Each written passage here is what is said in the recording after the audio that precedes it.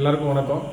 தற்போது 2ஆம் நிலை காவலர் தேர்வு எழுதி நிறைய மாணவர்கள் நிறைய குழப்பத்தில் இருப்பீங்க. அந்த குழப்பம்லாம் உங்களுக்கு தேவையில்லை. இப்போதைக்கு என்னென்னா, நம்ம ஃபிசிக்கலை முழு கவனத்தோடு பண்ணணும். கொஸ்டின் ஒரு மாடரேட்டான கொஸ்டின் தான்.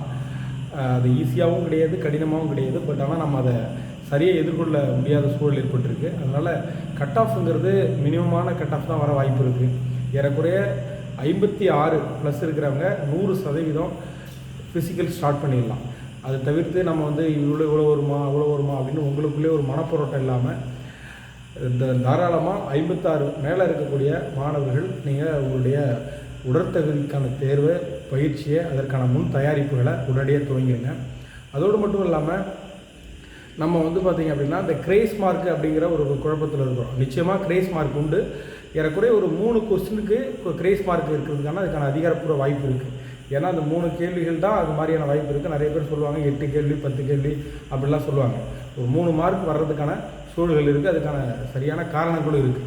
அதனால் இப்போ இந்த தேர்வை பொறுத்த மட்டும் மிக முக்கியத்துவம் பெறக்கூடியது எதுனா உடற்பயிற்சி தான். அதனால் எழுத்து தேர்வுக்கு எழுத்து தேர்வு உங்களுக்கு போதுமான மதிப்பெண் கிடைச்சிருக்கும். 56+ இருக்கக்கூடியவர்கள் நிச்சயமாக இன்றைய தினத்திலிருந்து உடற்தகுதியை முழுவதுமாக செய்ய ஆரம்பித்து விட்டார்கள் என்று சொன்னால் உங்கள் வெற்றியை நீங்கள் உறுதிப்படுத்தி விடலாம். நன்றி, வணக்கம்.